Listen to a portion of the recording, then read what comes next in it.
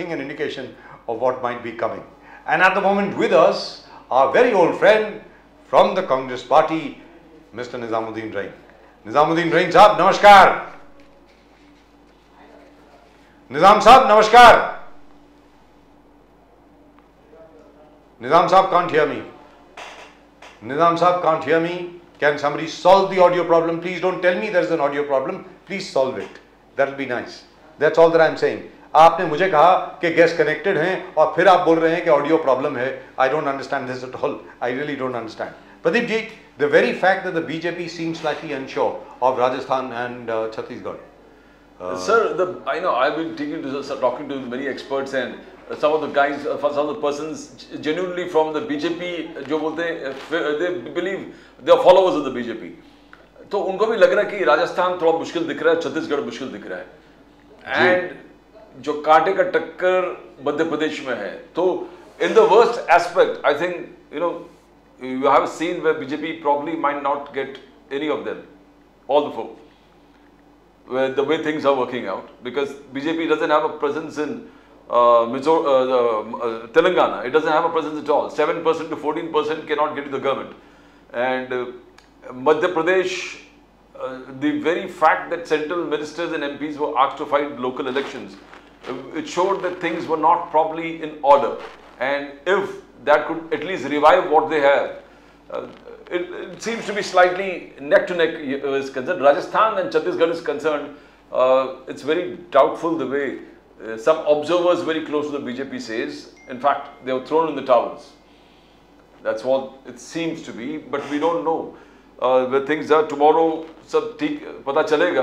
But sir, ये गरीब कल्याण schemes, Chiranjeevi योजना, हर तालुका में इंग्लिश स्पीकिंग स्कूल्स खोलेंगे, गैस 200 यूनिट फ्री, तो how can anybody resist this temptation? मुझे अब तक समझ में नहीं आ रहा है.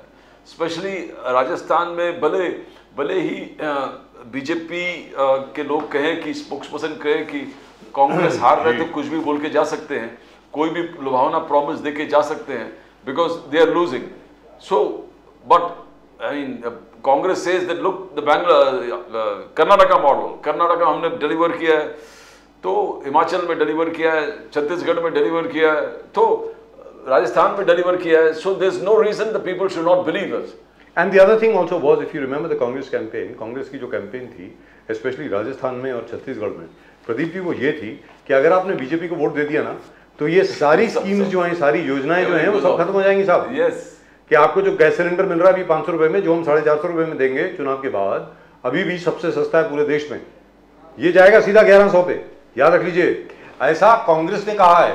तो अगर कांग्रेस डिलीवर नहीं कर रही होती तो फिर उनकी ये कैंपेन क्यों होती साहब, कि जो आपको अभी मिल रहा है वो आपको नहीं मिलेगा. और दूसरी चीज, 200 यूनिट बिजली के फ्री. अब 200 यूनिट बिजली के अगर फ्री मिल रहे हैं, तभी तो कोई जाकर के बोल सकता है कि अगर बीजेपी आ गई तो ये 200 यूनिट फ्री में मतलब मिलने बंद हो जाएंगे. तो मेरा ये कहना है कि it's the BJP spokespersons don't usually go into specifics. Let's be very clear. They are spreading things that Karnataka में नहीं हुआ. But राकेश शंकर शेट्टी जी आपके कार्यक्रम में थे. राकेश शेट्टी जी बोले कि मैं खुद कर्नाटक से हूँ, वहाँ से आया हूँ और हमको 200 यूनिट का बेनिफिट मिला है. प्रदीप जी, सबसे बड़ी बात यह है, कर्नाटका में क्या है, it's a very big state, small, it's not a small state. और वहां पे जो भी वादा कांग्रेस ने किया है, 1 महीने में, 2 महीने में, 3 महीने में, 4 महीने में, 5 महीने में, 6 महीने के बाद आप बात करिएगा. 6 महीने के बाद मैं आपको बोल रहा हूं, mister Siddaramaiah and mister DK Shiva Kumar, they are very matured people. वो डिलीवर करेंगे. आप देख लीजिए, एक एक वादा जो उन्होंने किया पूरा डिलीवर होगा.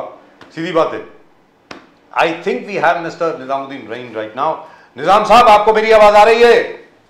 यस सर, आ रही. अरे क्या बात है साहब, अगर आप तक आवाज आ गई तो बस बल्ले बल्ले. अब क्या है, तो सर कल परिणाम है, कल परिणाम है, बताएं.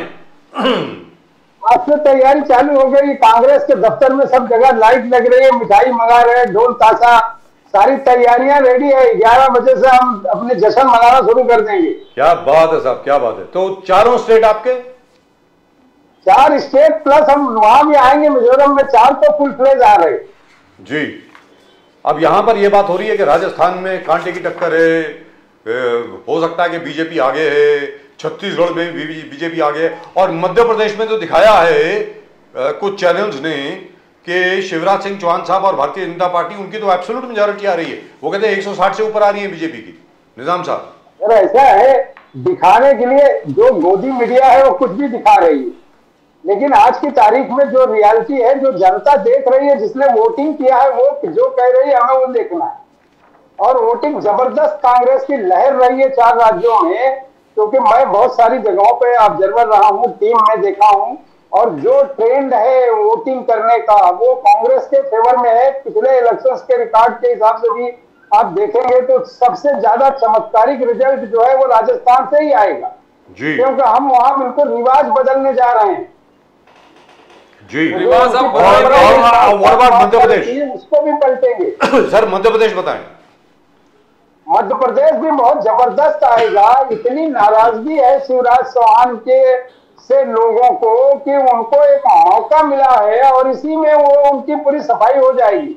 और आपने देखा होगा कि कांग्रेस की जो मीटिंगें, जो जलसे हुए हैं, खास करके प्रियंका गांधी की, राहुल जी की, इमरान प्रतापगढ़ी की, तो लोग लाइन इस कदर पब्लिक आई है कि उनको लाने की जरूरत नहीं पड़ी सर। बीजेपी के किसी नेता की सभा करने के लिए उसे पैसा देना, पैसा दे के लाना और उसके बाद बीच से उठकर चले जाना, ये सब आम बात रही है जी। प्रदीप जी, एक सेकंड जी। निजाम साहब, एक मिनट, इसके पहले कि कोई और सवाल आपसे पूछा जाए, सबसे पहले आपको कंग्रेचुलेशन, मुबारक हो।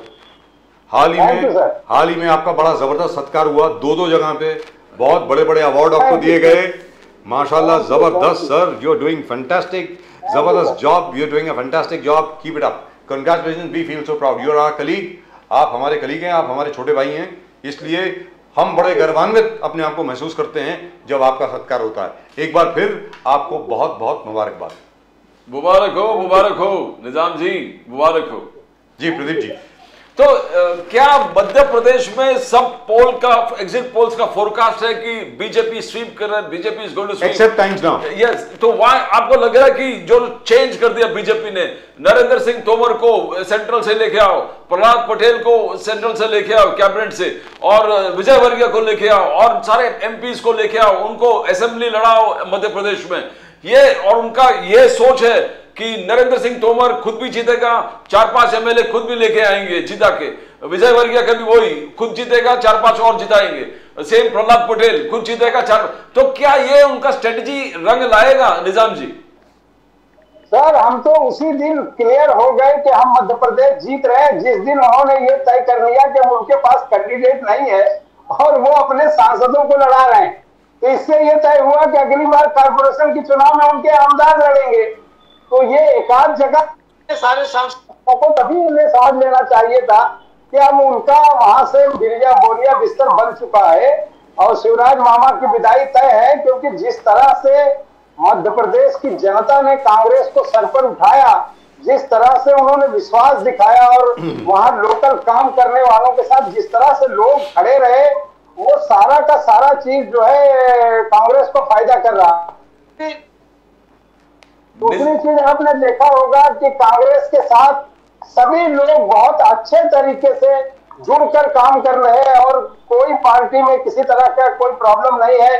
तो इससे साफ जाहिर है कि इनके इन सब चालों के बावजूद भी कांग्रेस वहां अच्छी मेजोरिटी में आएगी और वहां सरकार हम बहुत अच्छे से बनाएंगे। क्या बात है साहब, जबरदस्त जी। निजाम जी, तेलंगाना में ये कुछ समय बजाज साहब से हम लोग चर्चा करते रहते हैं तेलंगाना के बारे में, वहां केसीआर का पॉपुलैरिटी इतना था कि 47% वोट शेयर था उनका 2018 में, 2018 में 47% वोट शेयर, आपसे करीबन 18-20 वोट शेयर आगे था। अब ये 18-20 वोट शेयर पार करके उनको पिछाड़ने में आपको बहुत संघर्ष, यानी एक मिरेकल होना चाहिए जो आप लोग कह रहे। एक तो आपके स्पोक्स पर्सन का कहना है कि राहुल गांधी जी का जोड़ो यात्रा था, दूसरा गरीब कल्याण स्कीम था और केसीआर करप्शन। तो आप कौन से चीज को महत्व देते हैं कि इतना बड़ा लीड जो केसीआर का था वो कम करके जीतना, सीएम बनाना एक बहुत जबरदस्त चैलेंज है, ये कैसे देखते हो निजाम जी? ये दो बड़ी घटनाएं जो हुई, एक तो ये कि राहुल गांधी ने जो गारंटी योजना ले आई कि हम जो कह रहे हैं वो गारंटी होगी, उसका विश्वास जो है तेलंगाना की जनता में बड़े पैमाने पर हुआ। दूसरी चीज ये कि केसीआर के दौर में जो जो काम नहीं हुए, जो लोग परेशान थे, उनको ये लगा कि ये बदलाव है। तीसरी एक जो बड़ी घटना हुई, पूरी जनता को तेलंगाना में एक बात का एहसास हो गया कि केसीआर भी जो है बीजेपी की बी टीम है, और ये साबित करने में पूरा कांग्रेस नेतृत्व जो है ईमानदारी से जनता के सामने अपनी बातें रखा, और वो बात वहां लोगों ने समझी। आपने देखा होगा कि पूरे देश से लोग चुनाव में काम करने गए थे, और इस कदर लोगों ने काम किया है कि एक एक मोहल्ले, एक एक घरों में पार्टी ने जिन्हें ऑब्जर्वर नियुक्त किया था, उनके पास कोई साधन नहीं था, लेकिन उसके बावजूद भी एक एक जगह पर जाके लोगों ने काम किया, और कांग्रेस की जो सही माने जो स्थिति है उसको उन्होंने सामने रखा। और कर्नाटक में जो पॉलिसीज तय थी, और उसके बाद राजस्थान में जो चीजें तय थी, वो सारा उनको समझाया गया। दूसरी चीज देखिए किस तरह से बीजेपी धोखा करती है और किस तरह से उसका नुकसान है समाज को, देश को, वो सारी बातें तेलंगाना की जनता ने बहुत अच्छे से समझा, और उसके बाद उन्होंने बड़े पैमाने पर पोलिंग किया, और इनके दौरान जितनी चीजें इन्होंने कोशिश की थी वो सब फेल गई, और कांग्रेस अपने मिशन को जो बढ़ा रही थी और अपनी मोहब्बत की दुकान खोलने वाली जो बात राहुल गांधी की थी, उनकी यात्रा के बाद से इतने बड़े पैमाने पे बदलाव आया कि आम वोटर्स जो था वो राहुल जी के वो विश्वास पर, प्रियंका जी के विश्वास पर वहां जुड़ा, और वहां किसी तरह की कोई गुटबाजी नहीं थी जिससे कि किसी तरह की कोई प्रॉब्लम्स आती, इसलिए वहां चुनाव जीतने की पूरी संभावना है, और बड़े पैमाने पर पूरी संभावना है। अच्छा निजाम साहब, एक छोटी सी चीज, मैं कुछ नंबर्स आपके सामने रखता हूं, ये मध्य प्रदेश के नंबर्स हैं। अब देखिए साहब, एबीपी सी वोटर कहती है कि कांग्रेस की 113 से 137 सीट आ रही हैं, और बीजेपी के 88 से 112 मध्य प्रदेश में। TV9 भारतवर्ष बोलता है भारतीय जनता पार्टी को 106 से 116 आएंगी, और कांग्रेस को 111 से 121 आएंगी। पी मार्क करके एक एजेंसी है, वो प्रेडिक्ट करती है कि दोनों पार्टीज को, कांग्रेस को भी और बीजेपी को, 103 और 122 के बीच में सीट्स आएंगी। न्यूज 24 टुडेज चाणक्य ये कहते हैं कि कांग्रेस जो है उसको 151 आएंगी और बीजेपी को 74 आएंगी। इंडिया टीवी कहता है कि बीजेपी को 140 टू 159 आएंगी और कांग्रेस को 70 टू 89 आएंगी। और एक्सिस माय इंडिया, जो इंडिया टुडे का पोल था, वो बोलता है कि भारतीय जनता पार्टी को 162 और बीजेपी को 162 और सिर्फ 90 आएंगी कांग्रेस को। अब मेरी समझ के बाहर है सर, आप भी पत्रकार हैं, आपने भी अखबार चलाए हैं, जबरदस्त, दोपहर आपका अखबार बहुत जबरदस्त हुआ करता था। आप ये बताइए कि इतना डिफरेंस कैसे हो सकता है सर ओपिनियन पोल में? सॉरी, ओपिनियन पोल नहीं है, ये तो एग्जिट पोल है सर।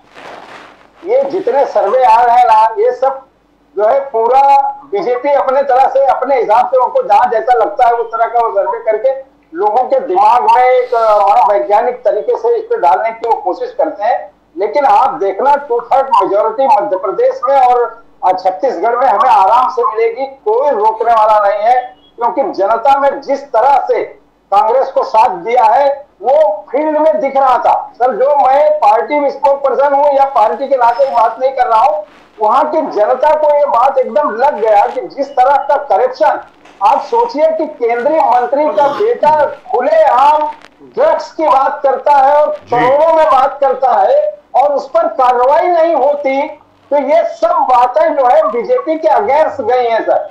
अब उनके पास कोई मुद्दा नहीं है, कोई डेवलपमेंट नहीं किया है। आप यहां तक देखिए कि जिस धर्म के आड़ में वो सरकार में आते हैं, भगवान महाकाल के यहाँ जो भ्रष्टाचार हुआ और उनके मंदिरों में जो इश्यूज आए भ्रष्टाचार के, और वहां का जो बेसिक वोटर है, आप जानिए कि वो आदिवासी, उनके ऊपर पेशाब करना, वहां की दलित और आदिवासी लड़कियों के साथ बलात्कार करना, ये वो घटनाएं हैं जिससे वो इनकार नहीं कर सकते। और मध्य प्रदेश की जनता ने इन तमाम चीजों को नोटिस लिया और उन्होंने देखा कि सत्ता देकर उन्होंने खुद को ठगा महसूस किया, इसलिए इतने बड़े पैमाने पर बदलाव हो रहा है। आप कल रिजल्ट देखेंगे, कल हम फिर आपसे चर्चा करेंगे, आपको यकीन आएगा कि किस तरह से वहां की जनता उनसे नाराज है। जी निजामुद्दीन जी, देखो ये तो दिख रहा है सामने कि छत्तीसगढ़, राजस्थान, मध्य प्रदेश, तेलंगाना में थोड़ा आपको मेहनत करना, बट इट्स हैपनिंग।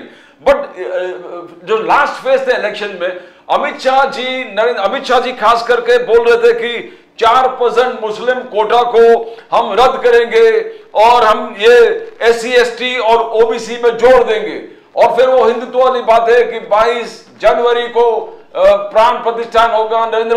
तो आपको लगता है कि ये कुछ चला नहीं, बीजेपी के फेवर में चला नहीं, और जितने माइनॉरिटीज के वोट थे सब जुट के कांग्रेस के साथ आ गए, और इसके लिए आपका जो भी जीत होगा जबरदस्त जीत होगा। इसीलिए तो ये हिंदुत्व वाली बात है और ये मुस्लिम रिजर्वेशन को खत्म करने वाले में क्या ये लगा हुआ कि नहीं ढंग से? कैसे दिखता है आपको? How do you see it? Nambiar sir, आपको याद होगा कि यही ड्रामा उन्होंने जो है कर्नाटका में भी किया था। हाँ। उन्होंने कहा था कि हम रिजर्वेशन खत्म कर देंगे और बजरंगबली जी को बीच में ले आए थे। उन्होंने धर्म का अपमान भी किया। अब लोग इस तरह की चीजों का धर्म का अपमान मान रहे हैं, और जिस 22 जनवरी की वो बात कर रहे हैं राम मंदिर का, वो राम मंदिर में आस्था का विषय छोड़ के इवेंट कर रहे हैं। बार बार उनका आप मैसेज देखिए, उनकी जो प्लानिंग आ रही है वहां लिख के आ रहा है कि हम इवेंट कर रहे हैं, यानी आस्था का प्रश्न ही छोड़ दिया। धर्म का उन्होंने विनाश करने वाली बात है एक तरह से, कि जहां पर आस्था का सवाल है, आस्था के नाम पर वो आए हैं, उसको छोड़कर वो इवेंट करने वाली बात कर रहे हैं और ये लोगों को वो धमका रहे हैं। उसका जो नतीजा हुआ, जो महाराष्ट्र में आंदोलन हुआ मराठों का, उसका भी फायदा हमको इन चुनावों में मिला, क्योंकि वहां भी लोगों को ये लगने लगा कि OBC के साथ ये अन्याय करने वाले हैं, इसलिए जो OBC वोटर था वो माइनॉरिटीज के साथ दलित वोट, ST का वोट जोड़कर बड़े पैमाने पे कांग्रेस के साथ खड़ा हुआ है सर इस बार। क्या बात है सर, वंडरफुल। तो क्या ये खड़गे साहब का जो चार्ज है कि देखो बीजेपी किस प्रकार से चल रहा है, प्राइम मिनिस्टर ऑफिस, खड़गे साहब का कहना है कि prime minister office super cabinet है, कैबिनेट से भी ऊपर, और वही तय करता है हर पॉलिसी। उनका कहना है कि plans direct monitor all major decision and policies, और कैबिनेट सिर्फ रबर स्टैंप है, कैबिनेट सिर्फ। तो क्या हम लोग जो बार बार ऑपोजिशन के नेता कह रहे हैं कि ये टोटलिटेरियन, टोटली डिक्टेटरशिप तरफ से मोदी जी चला रहे हैं पूरे देश को, सिर्फ मोदी जी और PMO, बाकी कोई नहीं है, कैसे देखते हो आप इसको? हम उससे आगे में जाके कह रहे हैं कि उससे आगे दो और शख्सियतें हैं जो चला रही हैं PMO को भी। उसमें से अडानी और अंबानी जो है, जो अडानी का एक नया नारा आया है आपने देखा होगा, तो अभी तो वो चला रहे हैं। खड़गे साहब बिल्कुल 100% क्लियर कर रहे हैं, क्योंकि उन्होंने जनता के विषय को लगातार संसद में रखा है, और संसद के जितने डिबेट आप देखेंगे, इनके लोग या तो मस्करी करते हैं या इनके पास जवाब नहीं होता है। खड़गे साहब मजे हुए राजनेता हैं इस देश में, उन्होंने अपना जीवन समर्पित किया, सामाजिक जिंदगी जो है उन्होंने जनता के बीच लगाई है, और उन्होंने जनता की जरूरियात को पार्लियामेंट में हमेशा अच्छे से रखा है, और वो जो चीज कहते हैं उसके पीछे तथ्य हैं। वो बगैर किसी जानकारी के मोदी जी की तरह या नड्डा जी की तरह या अमित शाह की तरह किसी को धमकी नहीं देते।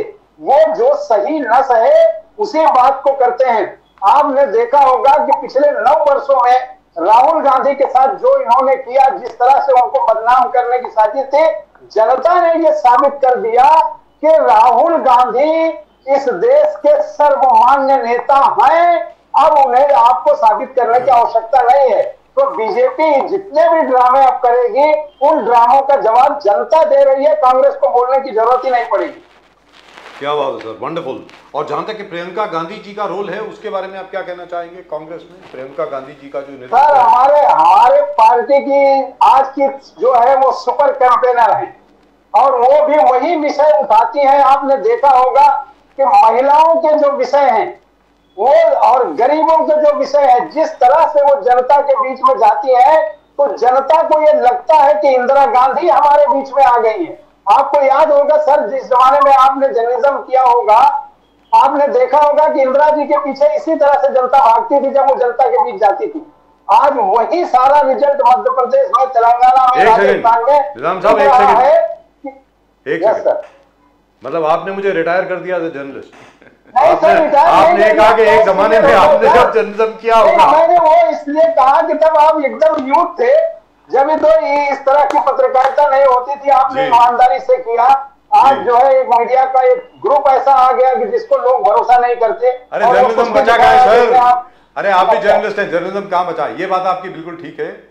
1981 में 1982 में हमने खुद देखा है किस प्रकार इंदिरा जी के पीछे लोग भागा करते थे, इसमें कोई दो राय नहीं है। लेकिन यहाँ पे एक छोटी सी बात मैं आपके सामने करता हूँ, छोटी सी बात है। मान लीजिए एक सेकंड के लिए, मैं ये नहीं कह रहा होने वाला है, मान लीजिए कि भारतीय जनता पार्टी जीत रही है। इसका मतलब क्या हुआ? इसका मतलब लोगों को 500 रुपए में गैस सिलेंडर नहीं चाहिए। इसका मतलब ये हुआ कि 200 यूनिट फ्री में नहीं चाहिए। इसका मतलब ये हुआ कि लोगों को नौकरी नहीं चाहिए। इसका मतलब ये हुआ कि फ्री ट्रैवल फॉर विमेन, महिलाओं के लिए सफर मुफ्त में उनको नहीं चाहिए। इसका मतलब मुफ्त का मकान नहीं चाहिए, यानी जमीन मुफ्त की और उसके ऊपर 5 लाख रुपए और मकान बनाने के लिए वो भी नहीं चाहिए। मतलब 50 लाख रुपए का आपको मेडिकल इंश्योरेंस जिसमें आपको कुछ पैसा नहीं देना है वो भी नहीं चाहिए। ये जरा बात कुछ समझ में नहीं आई। तो बीजेपी को इस तरीके से जीतता हुआ कैसे कोई दिखा सकता है? या तो मैं पत्रकार नहीं हूं, मुझे मालूम नहीं है कुछ, मतलब हो सकता है, आप बताएं निजाम साहब। ये सर एक बात बिल्कुल इस देश में क्लियर कट है कि मीडिया के अस्तित्व को जिस तरह से मोदी जी ने खत्म किया, वो आपने देखा होगा कि जो रियल पत्रकारिता करने वाले लोग हैं उनको आज जो है समाज में स्थान बहुत तगड़ा है। लेकिन सरकारी तंत्र और विज्ञापन एजेंसियां उनको इस कदर मजबूर करती हैं कि वो सही बात नहीं कह पाती। लेकिन आप देखिए कि आपका चैनल और रवीश कुमार जैसा पत्रकार, दूसरे प्रसून वाजपेयी जो ताकतवर पत्रकार हैं, जिसमें हम तो आपको सबसे सुपर हीरो इसलिए मानते हैं कि आपने कभी समझौता नहीं किया, उस तरह की जो मीडिया है वही आज वही समाज को बचा कर रखी है सर। वरना आप टेलीविजन के जो डिबेट्स आ रहे हैं उसे देख के शर्म आने लगी है। ये जो एग्जिट पोल, मैं कल किसी एक चैनल को देख रहा था, वो तो ऐसी बात कर रहा था जैसे वो खुद गया था और उसने सारे 100 में से 90 वोट उसने पोल किया और उसके अंदर डाला और बाकी के 10 जो है सब लोगों के लिए छोड़ा और आके बता दिया कि सरकार ही सरकार को रिटर्न ला रहे। तो ये जो घटना हो रही है ये पत्रकार जगत में कभी नहीं था और रियल में देखा जाए तो वो पत्रकारिता थी भी नहीं। आज जिस पत्रकारिता को लेकर मोडानी जी आए हैं वो पत्रकारिता एक एलो जर्नलिज्म है जो कभी नहीं थी और आगे भी नहीं फले फूलेगी। भले उसकी साल 2 साल की जिंदगी हो, लेकिन वो बेईमानी पर टिकी थी और वो बेईमानी एक दिन खत्म होगी और इस देश में बेहतरीन तंत्र होगा और मीडिया का वो राज जो आपके दौर में था वो वापस आएगा। लेकिन निजाम साहब, एक तो मुझे हीरो कहने के लिए बहुत बहुत शुक्रिया आपका, thank you so much. Thank you sir. दूसरी बात है सर, हम आज भी अमिताभ बच्चन आपसे उधार लेके जाए ऐसा है सर, लेकिन मैं हम लोग तो आपको कुंवर साहब जानते हैं ना सर जी, जिसने कुंवर साहब को देखा है वो सोच भी नहीं सकता ना सर। जय Bhavani, thank you so much sir. आपको ऐसे हमेशा फिट रखे, हम लोग खुश होते हैं देख के सर। आप क्या बात है सर, थैंक यू। अच्छा निजाम साहब, यहाँ पर एक और चीज मैं जानना चाह रहा हूँ कि यार ये एग्जिट पोल आपको लगता नहीं बैन होने चाहिए? मतलब मुझे तो लग रहा है अरे नहीं, पूरी बात सुन ले सर, पूरी बात सुन ले। मुझे ऐसा लग रहा है या तो ये बेईमानी हो रही है, किसी के कहने पे किया जा रहा है, या फिर पिछले 2 दिन में सट्टा बाजार में बहुत ज्यादा पैसा कमाया जा रहा है इन एग्जिट पोल्स के माध्यम से। मुझको ऐसा लग रहा है। आप जरा बताएं। सही है सर, आप देखो आज सट्टा बाजार का जो खेल है जी, कल अगर ये आप देखेंगे कि कल जैसे ये तीनों सरकार गिरेंगी उसके तुरंत बाद सट्टा बाजार से लाखों करोड़ रुपए जो है बर्बाद हो जाएगा। मैंने आज भी सट्टा बाजार के बड़े व्यापारियों से आज हमने बात किया। 3 दिन में सेंसेक्स का जिस तरह से अदलाव बदलाव सरकार करा रही है, बैठ के उनकी एजेंसियां करा रही है, वो देश हित में नहीं है, क्योंकि उस मार्केट में हजारों करोड़ रुपया उनका लगा है जिनसे इनका कोई संबंध नहीं आता। लेकिन जो सट्टा खेलते हैं इस मार्केट में जो है वो लोग इसको पूरा मैनिपुलेट करते हैं और वो सिर्फ डर दिखाकर लोगों को ये पैसा लूटते हैं। कहने का मतलब ये हुआ कि जो मध्य प्रदेश में दिखाया जा रहा है कि 162 सीटें आएंगी भारतीय जनता पार्टी की। मान लीजिए, पूरी बात सुन लीजिए सर मेरी, प्रदीप जी आप भी जरा सुनिए and do let me know if I am wrong. अगर मैं गलत बोल रहा हूं तो मेरा सुधार करें। 162 सीटें बीजेपी की दिखा रहे हैं, इसका मतलब वहां पे कम से कम 1 लाख करोड़ रुपए लग गया होगा भारतीय जनता पार्टी की जीत पे। ठीक है साहब, और कांग्रेस की सरकार आ गई तो इसका मतलब वो पूरा 1 लाख करोड़ रुपया सटोरियों की जेब में गया, किसी को देना नहीं है। इसका मतलब ये हुआ ना, देना नहीं है, वो पैसा पूरा डूबा जनता का। जी, मतलब जिसने लगाए पैसे वो गया, खत्म। पैसा तो सर वो जनता का ही है ना। जी, है तो जनता का। सर ये सटोरिये जो है जनता के छोटे छोटे प्रतिनिधियों से पैसा कलेक्ट करके इन बड़े जो बुल्स हैं वहाँ, बड़े बुल्स, ये इनके माध्यम से वो सट्टा खेला जाता है। हालांकि टोटल इलीगल है, सरकार इसमें भी फेल है। ये गवर्नमेंट की ड्यूटी थी कि जो है सट्टा बाजारी ना होती, लेकिन चूंकि आज केंद्र की सरकार या तो ड्रग्स के मामलों में पूरे देश के यंगस्टर को बर्बाद कर रही है या सट्टा बाजार के माध्यम से व्यापारियों को तबाह कर रही है। तो ये जो दोनों घटनाएं हैं केंद्र से रिलेटेड है, सरकार दोनों में बुरी तरह फेल है। इसलिए उसे चाहिए कि इस चुनाव के तुरंत बाद केंद्र से वो इस्तीफा दें और जनता के सामने उनको दोबारा मैंडेट के लिए जाना चाहिए। निजाम जी महाराष्ट्र में किस प्रकार से देखते हो आप? 2 दिन अजित पवार जी के जिस प्रकार से एक सभा हो गया, उनका इंटरनल एनसीपी की मीटिंग, बोला हम ही है एनसीपी, हम ही है पार्टी, बोले सबको अपना। फिर शरद पवार जी पे आलोचना करना कि किस प्रकार से वो हर चीज कर रहे थे और विड्रॉ कर रहे थे, फिर बोल रहे थे, फिर वापस आ रहे थे, फिर बोल रहे थे। तो 2004 से लेके 2017 से लेके 2019 तक जिस प्रकार से अजित पवार जी गिनाए, प्रफुल्ल पटेल जी गिनाए, छगन भुजबल जी, तो क्या ये उद्धव ठाकरे जी एक तरफ जो कंप्लीट तोड़ के इस तरफ ले लिया एकनाथ शिंदे जी को, और जिस प्रकार अब शरद पवार जी को खत्म करने की प्रयास चल रहा है, क्या इसका रिफ्लेक्शन इलेक्शन में होगा? देखिए सर, मैं आपको महाराष्ट्र की आज की ये घटना, आज पवार साहब का मैंने पूरा प्रेस कॉन्फ्रेंस भी देखा, कल अजीत दादा का उनकी सभा का पूरा देखा, उनके जो स्पोक पर्सन हैं उनकी बातों को भी सुना। लेकिन एक बात आप समझ लें, महाराष्ट्र की जनता आघाड़ी के साथ मजबूती से खड़ी है। शरद पवार जी, उद्धव ठाकरे साहब और हमारी कांग्रेस के सीनियर लीडर्स इतनी मजबूती के साथ जनता के बीच हैं कि जनता उनको प्यार करती है। आप देखेंगे कि ये सब उड़ जाएंगे। जनता जो है वो शरद पवार के साथ मजबूती से खड़ी है, और जिसके साथ जनता खड़ी होती है वो ताकत से रिटर्न होता है। आपने कांग्रेस के विभाजन को भी देखा होगा, कांग्रेस के चुनाव चिन्ह हटा दिए गए, उस चुनाव चिन्ह के बावजूद भी मिसेज इंदिरा गांधी नया चुनाव चिन्ह लाई।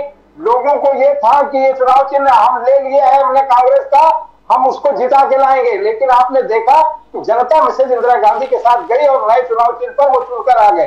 तो मैं आपको ये भी कहता हूं कि अगर सेना का भी चुनाव चिन्ह, एनसीपी का चुनाव चिन्ह भी अगर जाता है तो भी जनता इन दोनों के साथ खड़ी है। और कांग्रेस की मजबूत ताकत अभी पंचायत चुनाव में आपने देखा, इन तीनों की ताकत से महाराष्ट्र का जो नया रिजल्ट आएगा वो देखने जैसा होगा। और जब अप्रैल में लोकसभा का चुनाव होगा तो 48 में से 40 सीटें आप देखेंगे कि हमारा एलआई जीतेंगे, और उसमें अजीत दादा भी का राजनीतिक मकसद बर्बाद होगा, और शिंदे साहब तो ऑलरेडी वैसे भी बर्बाद हो चुके हैं। अगर ईमानदारी से फैसला आया तो डिस्क्वालीफाई हो जाएंगे, आगे चुनाव लड़ने लायक भी नहीं होंगे। राइट, चलते चलते सर आखिर में एक बार फिर बता दें, राजस्थान में कितनी सीटें आ रही हैं सर आपकी? सर मैं जब नहीं देता, लेकिन 2/3 मेजॉरिटी राजस्थान में भी आ रही है। और छत्तीसगढ़ में रिपीट हो रही है। छत्तीसगढ़ में हमारी सरकार बनी है, 2-5 सीट कम या ज्यादा, क्योंकि छत्तीसगढ़ में तो मैं वहाँ ऑलरेडी माइनॉरिटी का खुद ऑब्जर्वर हूँ, प्रदेश में 1 साल से जा रहा हूँ, लगातार मैं वहाँ काम कर रहा हूँ। मैंने देखा है कि वहाँ के मुख्यमंत्री को लोग किस तरह से प्यार करते हैं। मैंने उनके आदिवासी इलाकों में भी जाके देखा है। तो निजाम साहब, जितनी पिछली बार आई थी छत्तीसगढ़ में उतनी आएंगी कि इस बार ज्यादा आएंगी? उससे ज्यादा आएगी सर, उससे कम, अगर कम हुई तो 2-4 आगे पीछे ही होने वाली है, बाकी कोई तकलीफ नहीं होगी सर। वंडरफुल। और मध्य प्रदेश में सर? मध्य प्रदेश में भी हम 150 के ऊपर जाएंगे सर। 150 के ऊपर, माशाल्लाह, क्या बात है। और तेलंगाना? यस, तेलंगाना में भी हम अच्छी सीटें ला रहे हैं, क्योंकि केसीआर का बोरिया बिस्तर बन चुका है। और वहां सबसे बड़ी बात 2 चीजें जो खुलकर आई, एक तो ओवैसी साहब का जो ड्रामा था वो वहां ओपन हो गया कि वो टी राजा को के सामने वो कैंडिडेट नहीं खड़ा करते जो उनकी दारुसलाम की सीट से चुनकर आता है, और उसको वो जो है वहां अपना कैंडिडेट नहीं देते। कैंडिडेट कहां देते हैं? जहां मुसलमान बाहुल्य इलाका है। तो तो इस बार वहां का माइनॉरिटी जो है बड़े सुकून से इनको निपटा देगा और ये हैदराबाद की 2-4 सीटों के आसपास घूमेंगे और वहां बड़े पैमाने पर वोटिंग होगी और उसका जो रिजल्ट है वो आप देखेंगे कि हम वहां किस तरह से चुनकर आ रहे हैं। क्या एक बात नया है। चमत्कार होगा, एक नया ट्रायल होगा सर। और सोमवार को मिजोरम में क्या होने वाला है सर? सर मिजोरम के बारे में मुझे बहुत ज्यादा नहीं है क्योंकि जो मेरा सर्कल है वो हिंदी बेल्ट का रहा है जी। और मैंने कोशिश किया है कि नहीं 3 हिंदी चारों, लेकिन सुनने में ये आ रहा है कि वहां पर भी कांग्रेस सरकार का हिस्सा बनेगी, जो सुनने में आ रहा है। हमारी पूरी कोशिश होगी सर। चलिए, thank you so much sir. 30% तो ऐसे ही इनके वोट है मिजोरम में। जी। नंबर 2 जिस प्रकार से वैसे ही, तो इसका मतलब कहने का मतलब ये हुआ कि कल जब आपके उधर मिठाइयां बटेंगी, हमारे रिपोर्टर वहां पर जाएंगे, हमारे लिए भी सर मिठाई, हम जैसा 11 बजे से आप मिठाई हमारे लिए भी भिजवा दीजिएगा। महाराष्ट्र प्रदेश कांग्रेस दोनों जो है कल सुबह से काम पे लग गए सर। तो मिठाई हमारे लिए भी भिजवा दीजिएगा सर। अरे बिल्कुल sir, Thank you so much. आपका आशीर्वाद रहे कल से। हमेशा निजाम साहब, हमेशा निजाम साहब, बहुत Thank you, मजा sir. आता है आपके साथ बात करके। Thank you so much sir, really you, wonderful sir. Talking to you as usual and all the best for tomorrow. कल के लिए best of luck sir. Thank you sir. नमस्कार। नमस्कार, नमस्कार, जय हिंद, जय हिंद sir. All the best. Nizamuddin Rain Saab putting out his logic, and there seems to be, He's always enthusiastic and there very seems positive to be, and Pradeep ji, there seems to be some strength in his logic. Let's be very clear. It's not as if he's just talking in the air. The fact remains that the Congress is proceeding according to the traditional way of politics. That hey, we're giving you employment, we're giving you freebies, as in, well, we're giving you welfare schemes. 200 units of electricity free. We're giving you the cheapest gas cylinder in the whole of India. We are giving you free travel for women. Chiranjeevi Yojana And one of the best. 50 lakh rupees worth of medical services provided to you free. जिसका 50 लाख रुपए तक का operation है और राजस्थान में मुफ्त में है साहब। अभी तक 25 लाख। गरीबों को मेडिकल की चिंता ही नहीं करना है। मतलब आपको you're not bother at all। जो BMC में कतार है, इधर कतार है। If you're poor, your मतलब state guarantees। राजस्थान में, मध्य प्रदेश में, छत्तीसगढ़ में और अब तेलंगाना में, आप जहां पर भी जाएंगे वहां पर आपको अस्पताल का आपको बिल नहीं देना पड़ेगा। Exactly. And very unfortunately, not too many people seem to be paying too much of attention to schools. That's one area where the Aam Aadmi Party still rules. I think they need to consult the Aam Aadmi Party on how to implement these schemes. और बार-बार जो Bharatiya Janata party बोलती है ना कि भाई कर्नाटक में इन्होंने वादा किया, कर नहीं पाए। यार अभी 4 महीने तो हैं, सरकार को चलने तो दो। 1 साल के बाद उसका ब्यूरो लेंगे ना, क्या हुआ क्या नहीं हुआ। You have to give a government at least 1 year। Sir, I'll tell you what, 2014 में you could feel that the prime minister is going to be Narendra Modi. Yes. You could feel it. That's right. And now you can really feel it that the Congress is really going to do well in all these states. Yeah, may not, they You may can not feel win it. Lok Sabha, but in these 4 or 5 states they're बिल्कुल। doing well। Rajasthan हो, मध्य प्रदेश हो, छत्तीसगढ़ हो and Telangana, और we Pradeep can जी यहाँ feel that सबसे they're बड़ी going to बात do क्या well. है, सबसे बड़ी बात क्या है, the very fact that we are talking about a possible Congress comeback in Rajasthan, that in itself is a victory for the Congress। Exactly. क्योंकि हर 5 साल के बाद अलग गवर्नमेंट आती है वहां पे, it never repeats itself। The very fact that Ashok Gehlot is in the game, that's good enough। Let's be very clear, which means he must have done something good।